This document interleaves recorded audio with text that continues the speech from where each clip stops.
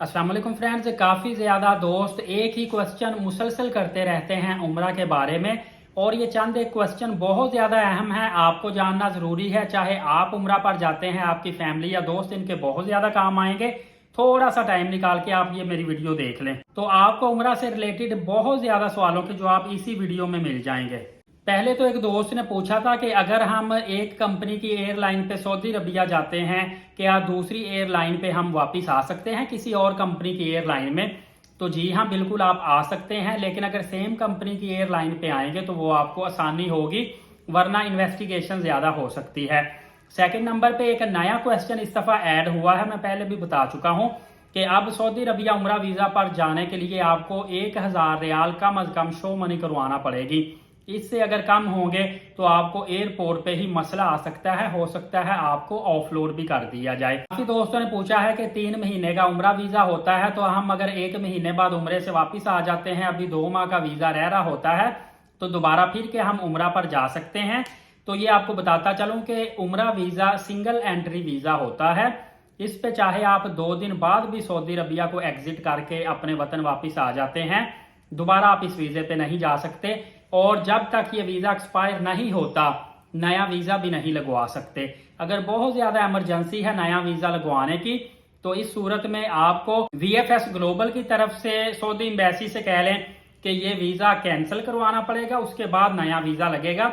Otherwise आप ये भी समझते होंगे कि उम्रा वीजा अगर हमने लगवाया है तो ये दोबारा नहीं लगेगा, तो हम कोई टूरिस्ट वीजा, किसी भी कैटेगरी का वीजा नहीं लग सकता। वन टाइम में सिर्फ एक ही कंट्री का एक ही वीजा आपको मिल सकता है। एक भाई ने पूछा था कि हम ज्यादा से ज्यादा कितने रियाल सऊदी अरबिया में लेकर जा सकते हैं? तो 6000 रियाल तक लिमिट है। जो भी उम्रा पर जा रहा है वो अपने ज्यादा से ज्यादा 6000 रियाल पर पर्सन के हिसाब से सऊदी अरबिया लेकर जा सकता है, या इसके इक्वल कोई भी करेंसी लेकर जा सकता है। और अगर 2 हैं बंदे जा रहे तो फिर 12000 रियाल, 3 है तो फिर 18000 रियाल, मतलब मल्टीप्लाई होता जाएगा। एक भाई ने पूछा था कि क्या हम सिर्फ जाने की टिकट करवा लें, वापसी की टिकट ना करवाएं? तो ऐसा पॉसिबल है। उसकी वजह यह होती है, यहाँ पे भी मैं आपको एक अच्छी बात बताने लगा हूँ।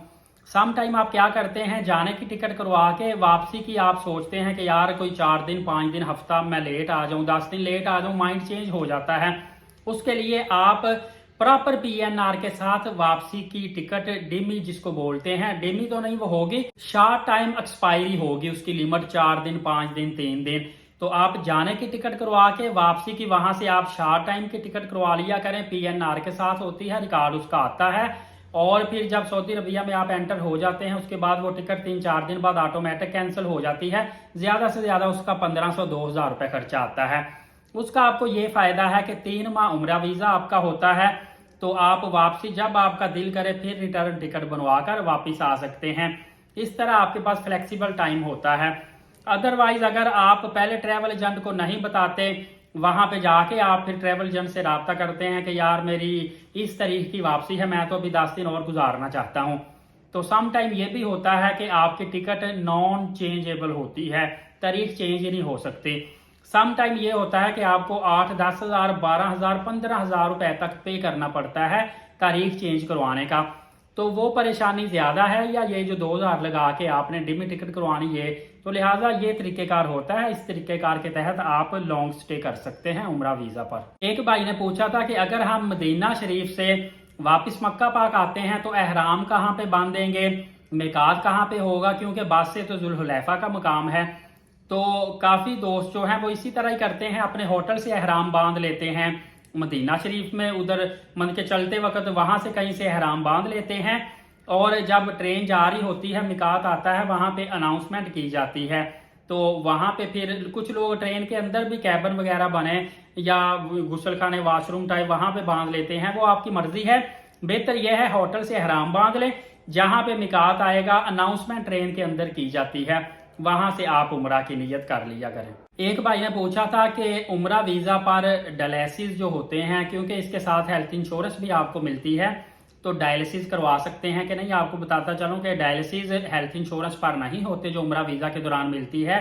डायलिसिस आपको प्राइवेट तौर पे ही पैसों के करवाने पड़ते हैं। अलबत्ता एक्सीडेंटल इंश्योरेंस भी होती है, गायनी इंश्योरेंस होती है, इसके अलावा आपको कोई भी बीमारी लगती है इंडोर या आउटडोर बेस पे, यहाँ पे मक्का पाक में फ़लस्तीन होटल के पास बिल्कुल हॉस्पिटल है सरकारी, और मदीना शरीफ में मेरे ख्याल से 316 नंबर गेट है, इसके करीब हॉस्पिटल है। तो वहाँ से जाके आप बिल्कुल मुफ्त में चेकअप भी करवा सकते हैं, मेडिसिन भी ले सकते हैं। इसके अलावा अगर कोई आपके माइंड में क्वेश्चन होगा तो आप पूछ लीजिएगा, क्योंकि ऐसे वीडियो लंबी होती जाए, सवालों जवाब अभी पीछे बहुत ज़्यादा बाकी हैं। फर्दर अपडेट जानने के लिए एलीट साकिब यूट्यूब चैनल को सब्सक्राइब करके बेल नोटिफिकेशन को ऑल कर लीजिएगा। नमाज कायम करें, नबी पाक सल्लल्लाहु अलैहि वसल्लम पे कसरत से दुरूद पाक और कुरान करीम की तिलावत करते रहा करें। इजाज़त दे, बहुत शुक्रिया, अल्लाह हाफ़िज़।